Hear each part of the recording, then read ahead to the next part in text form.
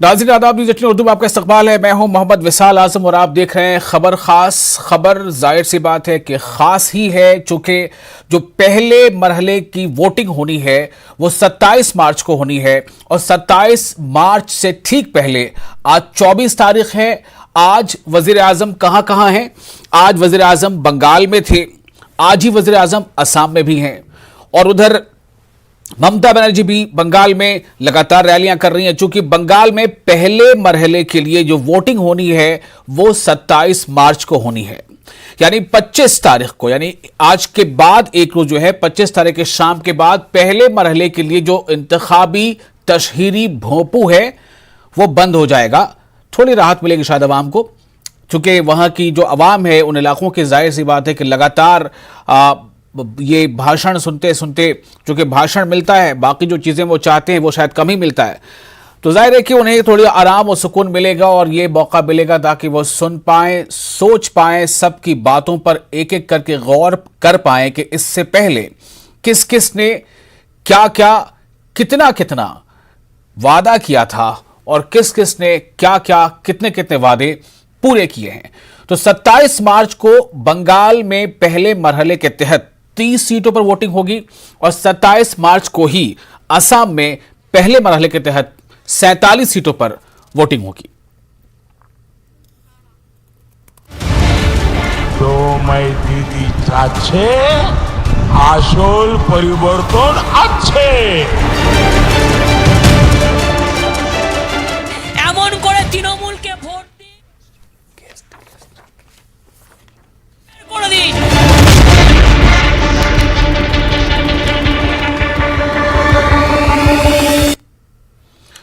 तो जैसा मैंने आपको पहले बताया कि इंतखाबात तो कुल 5 रियासतों में होने हैं, जिनमें से 5 में एक पुडुचेरी है जो मरकज के जेर इंतजाम रियासत है, जिसे हम यूनियन टेरिटरी कहते हैं, लेकिन 4 रियासतें हैं फुल फ्लेज्ड। तो अगर हम पुडुचेरी को शामिल कर लें तो 5 रियासतों में इंतखाबात होने हैं, लेकिन 27 मार्च को पहले मरहले के तहत सिर्फ बंगाल और असम में इंतखाबात होंगे। असम में कुल 3 मरहलों में इंतखाबात होंगे, मामला खत्म हो जाएगा। लेकिन बंगाल में पहली तारीख यानी 27 मार्च से लेकर 29 अप्रैल तक 1 महीने से ज्यादा का यह शेड्यूल है, ताकि तमाम पार्टियों के तमाम लीडरों को ज्यादा से ज्यादा मौका मिल सके सेगमेंटाइज करके लोगों तक पहुंचने में, अपनी बातें पहुंचाने में। चूंकि अगर लोगों का काम पहले पहुंच जाता है तो शायद बातें करने की जरूरत कब महसूस होती है।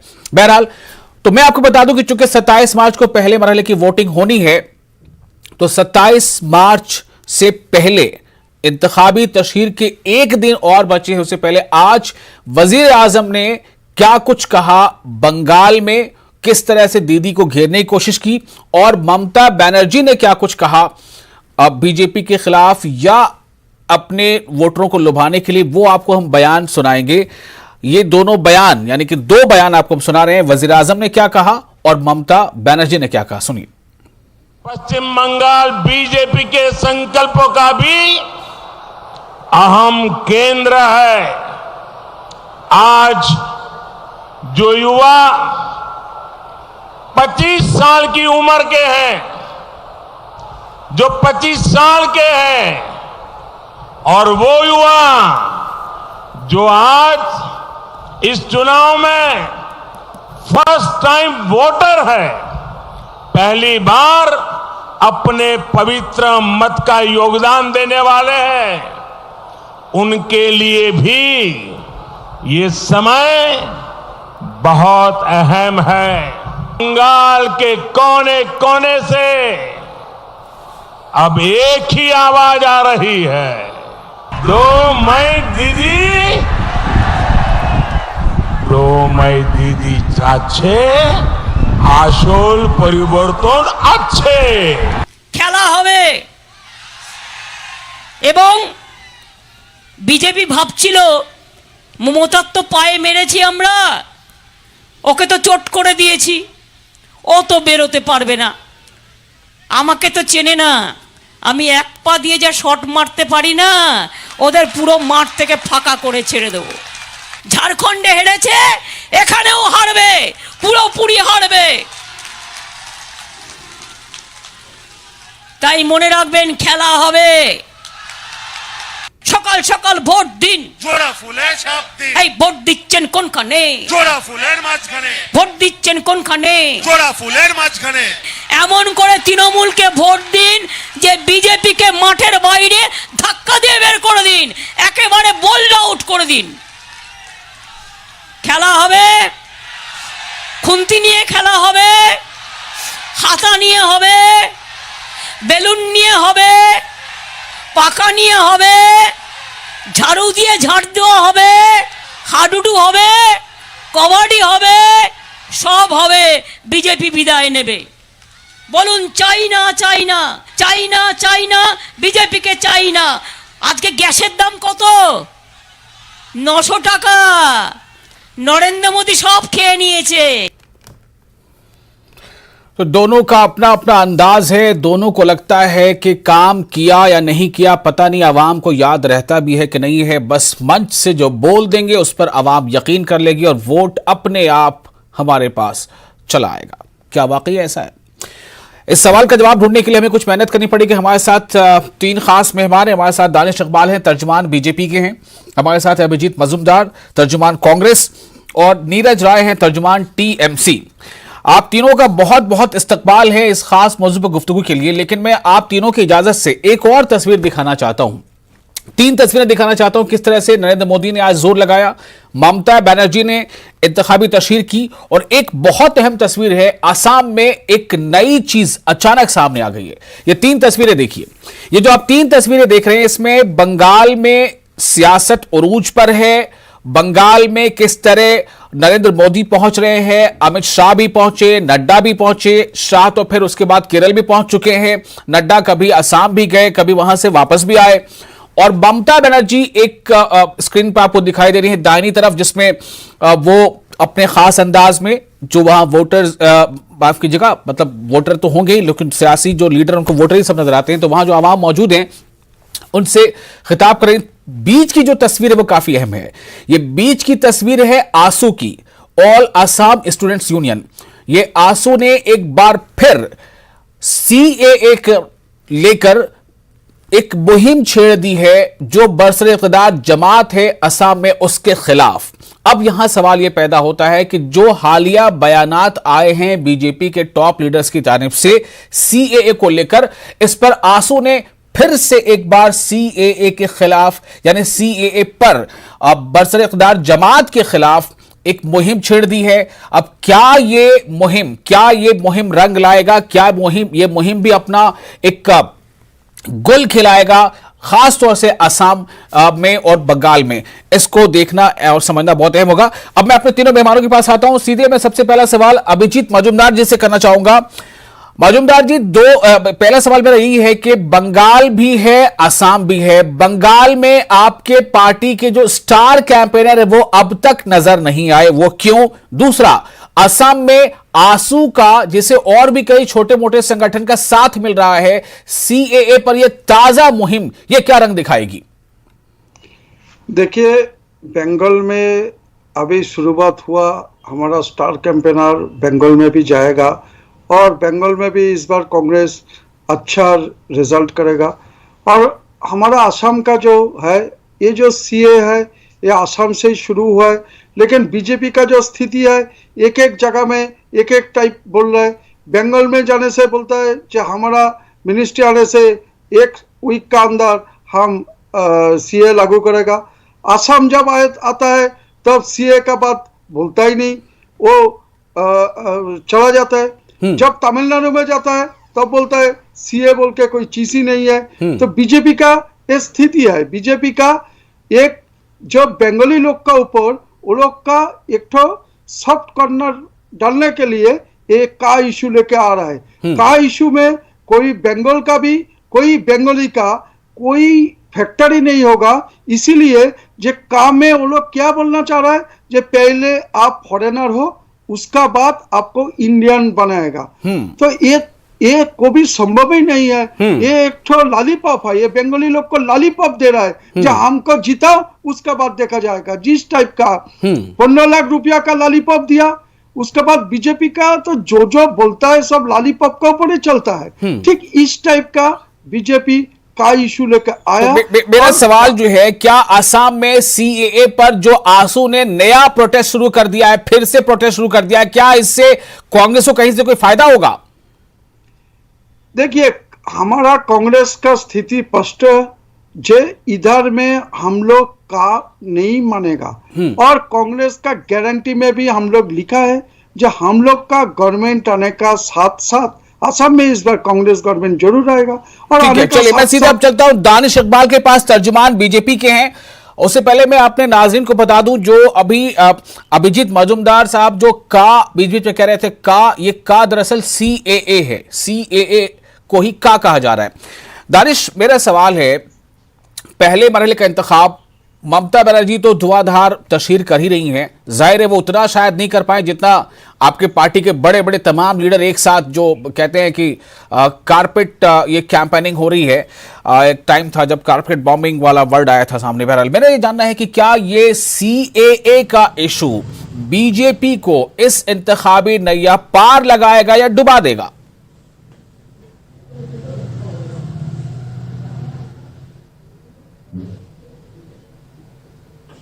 दानिश, देखिए, सीएए कानून जो है वो चुनाव का मुद्दा किसी भी प्रदेश में नहीं है। आप कहेंगे कि आपने बंगाल में क्यों उठाया, बंगाल में आपने अपने मैनिफेस्टो में क्यों कहा? हमने बंगाल में इसलिए कहा कि ये केंद्र के द्वारा बनाया गया कानून है, केंद्र सरकार ने इस कानून को बनाया है और इस पे सारी की सारी स्थिति बहुत ही स्पष्ट है। लेकिन बंगाल की सरकार ने इस कानून की मुखालफत की थी, इसलिए हमने वहां पे कहा कि हमारी जब सरकार आएगी तो उस कानून को हम वहां पे लागू करेंगे। असम में जो है हमने क्यों नहीं कहा, क्योंकि वहां पे ऐसी कोई बात ही नहीं थी कि वहां पे किसी सरकार ने, हमारी सरकार है वहां पे, उसने कोई विरोध नहीं किया। तो हमने ये बात, तो मुझे लगता है कि बीजेपी के ही लीडर है आसाम में, उन्हें लोग नॉर्थ ईस्ट का अमित शाह भी कहते हैं, तो क्या उन्होंने इस बात को लेकर नहीं कुछ कहा है? मैं बयान सुना दूं उनका आपको? नहीं, देखिए, बिल्कुल बहुत ही क्लियर स्थिति है, बहुत ही क्लियर है कि कानून जो है केंद्र सरकार के द्वारा बनाया गया है और पूरे देश में लागू होगा। जहां जो लोग मुखालफत करेंगे वहां हमने इस बात को उठाया है कि बाहर विदेशी घुसपैठियों को हम देश में आने नहीं देंगे, उनको बाहर करेंगे। और देखिए, असम के अंदर ही 5 साल से हमारी सरकार रही है और इस 5 साल की सरकार ने वहां से आतंकवाद को समाप्त किया है, घुसपैठ को समाप्त किया है और आज बाढ़ को समाप्त कर रही है और विकास की ओर आगे बढ़ रहा है असम। जी, मजूमदार साहब थोड़ा सा रुक जाइए, मैं अभी जवाब ले रहा हूं। मैं आपके पास आऊंगा क्रॉस क्वेश्चनिंग के लिए। नीरज राय, तर्जुमान टीएमसी, कुछ कहना चाहते हैं? नीरज, आपका इस्तकबाल है, बोलिए।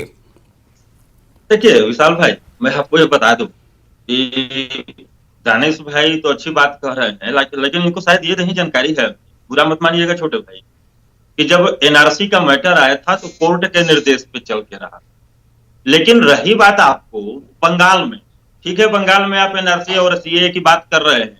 दानिश भाई ये बताइए कि पिछले 5 साल में आपने जिक्र किया है घुसपैठियों का, आसाम से कितने घुसपैठियों को आपने बाहर भेजा है? या अभी हाल ही में आपके जो नेता हैं, प्रचार मंत्री नरेंद्र मोदी जी बांग्लादेश जा रहे हैं, उनका कई दौरा हो चुका है, क्या इस दौरा में वो बात करके आएंगे वहां से शेख हसीना जी से कि आप अपने घुसपैठियों को ले लीजिए? ये सब है क्या विशाल भाई? मैं बता रहा हूं आपको। लॉजिक की बात यह है कि 2014 में जब भारतीय जनता पार्टी सत्ता में आई थी तो देश यूपीए के एक प्रधानमंत्री जो थे उस समय, मनमोहन सिंह जी, उनके खिलाफ तमाम उन चीजों पे ये बड़बोले जो लच्छेदार शब्दों का प्रयोग करने वाले भारतीय जनता पार्टी के नेता हैं, टोटल पूरे देश के नुकसान की जिम्मेदारी मनमोहन सिंह के ऊपर थोपकर अपने सत्ता में आ गए। देश के अंदर रोजगार उस समय मतलब कुछ नहीं था, क्योंकि यही लोग आए तो नए भारत का निर्माणकर्ता बन गए लोग। इससे पहले देश में कुछ हुआ नहीं था। आज वही स्थिति हो गई है कि आसाम उठाइए, उत्तर प्रदेश उठाइए, बिहार उठाइए, मध्य प्रदेश उठाइए, हरियाणा उठाइए, या जहां जहां भारतीय जनता पार्टी की लगभग 1.5 दर्जन प्रदेशों में सरकार है और देश के अंदर भारतीय जनता पार्टी की सरकार है, बुनियादी मुद्दे जो हैं उससे ये लोग भटक चुके हैं। आज भी ये लोग विपक्ष के चोला से बाहर नहीं निकल पाए, क्योंकि आप गौर करने वाली बात यह है कि आज भी देश के प्रधानमंत्री जो इनके नेता हैं, आज भी विपक्ष से ही सवाल। ठीक है, वो अच्छी बात है, लेकिन मेरा नीरज मेरा आपसे सवाल यह है कि आज मोदी जी ने जिस तरह मेदिनीपुर में एक अवामी रैली को खिताब किया है, वहां पर लोग भी काफी भीड़ भी मौजूद थी और मोदी जी ने साफ तौर से नारा लगवाया कि 2 मई दीदी गई, क्या इसका असर पड़ेगा वहां पर? क्या इसका नुकसान उठाना पड़ेगा टीएमसी को? नहीं नहीं नहीं नहीं नहीं नहीं, असर तो जो होता है इनके ऊपर, असर इनके ऊपर पड़ रहा है कि पूरा अपना सिस्टम बंगाल में उतार दिए हैं एक महिला नेत्री के खिलाफ, समझ रहे हैं। और ये जो 2 मई बीजेपी दीदी गई, यह इनका जुमला है। ये होना चाहिए कि नहीं होना चाहिए? ये होना चाहिए। अरे भाई साहब, आप भी तो करिए, आप भी तो करिए कि केवल दूसरे की जिम्मेदारी होती है। आपको देश ने क्यों जिस तरह से कांग्रेस दानिश, 2 मई दीदी गई का नारा क्या बीजेपी के लिए वाकई बंगाल में काम करेगा?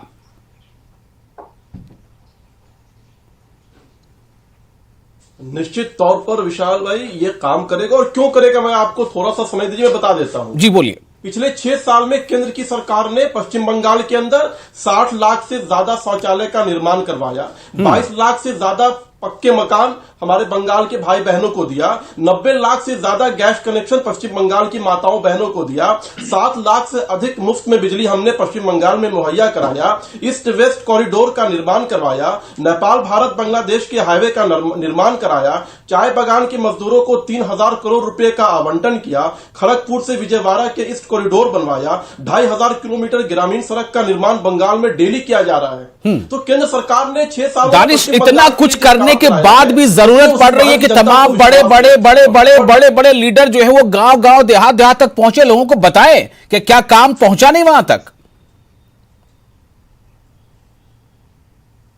देखिए, अभी इन्होंने कहा कि महिला नेत्री, आप राजनीति कर रहे हैं, एक आप पक्ष विपक्ष है, एक दूसरे के साथ राजनीतिक प्रतिद्वंदा चल रही है, और इसमें महिला और पुरुष क्या होता है? हमारे जो अपोजिट है, हमारे जो अपोजिशन है, उनके खिलाफ हम लोकतांत्रिक तरीके से सभ्य मर्यादा के साथ, सभ्य भाषा के साथ जो है अपनी बात रख रहे हैं। उन्होंने 10 सालों में क्या किया है उस जनता के लिए, उसको ठीक है, जमहूरियत है, सबको अपने लिए तशहीर का हुक्म है, किसने क्या किया किसने नहीं किया। मैं फिर से अभिजीत मजुमदार के पास आना चाहूंगा। अभिजीत मजुमदार साहब, कितना आपको होप है बंगाल में, कितनी आपको उम्मीद है असम में? और जो मेरा सवाल था, क्या असम में सीएए पर बीजेपी की बयानबाजी कहीं कुछ और कहीं कुछ और आंसू का फिर से एक बार प्रोटेस्ट करना, क्या ये असम की राजनीति को ये प्रभावित करेगा, मुतासिर करेगा? देखिए, बीजेपी हमेशा जुमरा भाषण देता है। ये जो अमित शाह जब आया है, अमित शाह पब्लिक का बीच में क्या बोला जे अभी 5 साल में कोई आंदोलन हुआ है, और उसका बाद बोला जब 5 साल में कोई आंदोलन में कोई हत्या हुआ है, किसी का जान गया है, सब कुछ मालूम है वो लोग का, तब भी कोई काम का बात नहीं बोलता है, सिर्फ जुमला भाषण देता है। उनको मालूम है ना नहीं है जे 5 साल का अंदर, 1 साल पहले जब सीए लेके आंदोलन हुआ, कोई भी असम में इस टाइप का आंदोलन कोई देखा ही नहीं। 3 महीना सब कुछ ठप हो गया, सब कुछ बंद हो गया, इंटरनेट बंद कर दिया, और उसमें 5 छोटा छोटा बच्चों को हत्या किया, असम पुलिस हत्या किया, एक गवर्नमेंट हत्या किया। तो इसका बाद वो अगर वोट मांगने आएगा, आम जनता उसको कोई सपोर्ट नहीं करेगा। इस बार असम का जो स्थिति है, 100% बीजेपी जाएगा असम से, असम में दोबारा कांग्रेस आएगा। और अगर पश्चिम बंगाल का बात बोल रहा है, तो उसमें भी ये लोग जब बंगाल में जाता है तब सीए लेके बहुत बात बोलता है। असम में अभी चुनाव हो रहा है, एक भी चुनाव में सीए लेके बात नहीं किया, नहीं बोला जो हम लोग आने का बाद हाथों हाथ सीए लागू हो जाएगा, कोई भी नहीं बोलता है, वो बोलेगा भी नहीं। तमिलनाडु में जाता है तो सीए का नाम ही नहीं लेता है। तो बीजेपी इस टाइप का पार्टी है, वो लोग का कोई एजेंडा नहीं है, कोई भी वो लोग नहीं बोलता है जो हम लोग 5 साल में एक काम किया। 5 साल दिया है, 5 साल आम जनता बीजेपी को दिया है, एक भी वादा पूरा नहीं किया, कुछ भी काम नहीं किया। ठीक है, अभी वो लोग दानिश एक सवाल मेरा आपसे ये है, अब जो ये कह रहे हैं कि आप किसने वादा पूरा किया किसने नहीं किया, ये तो जाहिर है कि आवाम की अदालत में, यानी जनता की अदालत में लोग जा रहे हैं। दानिश, मैं ये जानना चाहूंगा कि ये जो पहला फेज असम के लिए है खास तौर से, उसमें 47 सीटों पर वोटिंग हो रही, 47 में से 40 के आसपास बीजेपी ने पहले से कॉन्कर कर रखा है, तो 47 में 40 सीटें बचा पाना क्या वाकई इस बार आसान है?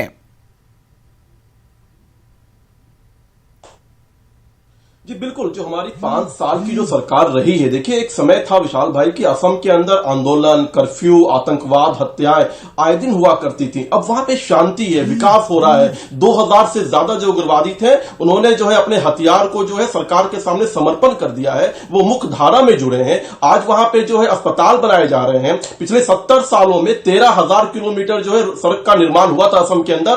पिछले 5 सालों में हमारी केंद्र की सरकार ने नरेंद्र मोदी के नेतृत्व में 15,000 किलोमीटर सड़क बनाने का काम किया है। इसे विकास कहते हैं, ये डेवलपमेंट कहते हैं। हम तो जहां सत्ता में रहते हैं अपने विकास को, अपने कार्यों को बताते हैं और हम बता रहे हैं। तो जनता को जो है पूरा विश्वास है कि जिस प्रकार से भारतीय जनता पार्टी की सरकार ने 5 साल में असम का जो है नक्शा बदल दिया, असम के विकास की ओर जो ले गए हैं हम असम को, जिस प्रकार से उग्रवाद को वहां पे समाप्त किया है, घुसपैठ को समाप्त किया है, तो निश्चित तौर पर हमें पूरा विश्वास है कि जनता उसी आकांक्षा और विश्वास के साथ फिर हमें दोबारा जो है वहां पे चुनेगी।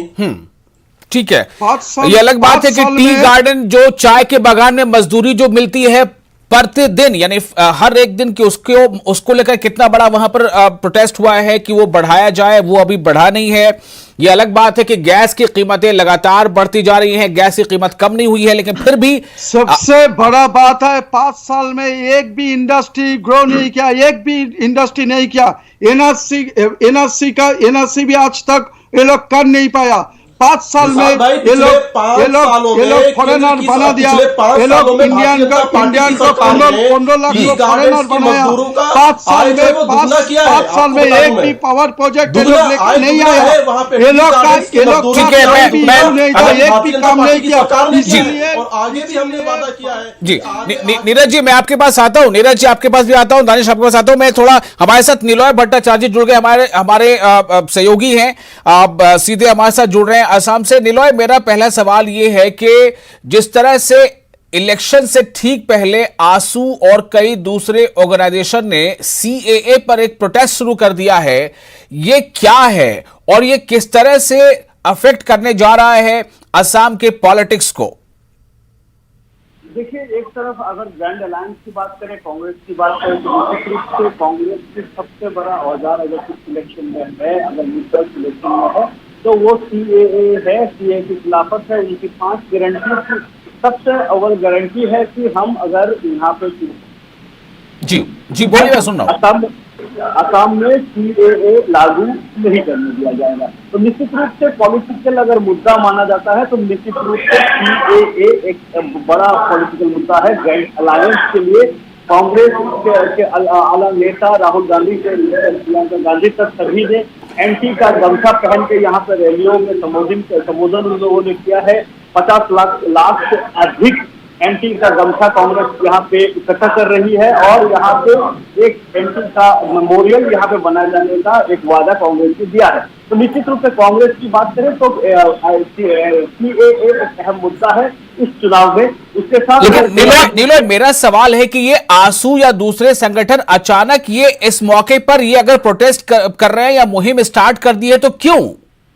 अगर आंसू की बात करें, देखिए आंसू की बात करें तो कल जब ये बीजेपी के मैनिफेस्टो जब यहाँ पे जारी किया गया तो उस मैनिफेस्टो में जहाँ सीए को लेकर कोई जिक्र है नहीं, लेकिन इंटरव्यू के दौरान तो उन्होंने कहा कि जैसे सीएए कानून है और पूरे देश में लागू किया जाएगा, उसी सूरत में असम में भी सीएए लागू किया जाएगा। आंसू इसके खिलाफ कर रही है। आंसू सबसे पहला संगठन है जो एंटी सीएए प्रोटेस्ट यहाँ पे शुरू किया था और एक राज्य भर में मुहिम उन लोगों ने छेड़ा था, जो विशेष रूप से आज सुबह से वो अनशन पर बैठे हुए हैं 11 घंटे के कि यहाँ पे सीएए लागू करने के लिए नहीं दिया जाएगा। अगर आप उसके साथ दूसरे संगठन की बात करें तो एजेवाईसीपी एक संगठन है, उन्होंने भी यहाँ पे बंद बुलाया था और चाय समुदाय के, चाय और आदिवासी समुदाय के जो लोग हैं आशा और असम ट्राइबल। चलिए, बहुत बहुत शुक्रिया आपका निलॉय भट्टाचार्य जी। बातें बहुत करनी थी आपसे और तमाम अपने मेहमानों से, लेकिन वक्त हमें इजाजत अब नहीं दे रहा। बहुत शुक्रिया नीरज जी आपका भी और माजूमदार साहब भी, दानिश साहब भी। नाज़रीन आपका भी शुक्रिया, आप बने रहे न्यूज़ 18 उर्दू के साथ और मुझे दीजिए इजाजत। आदाब।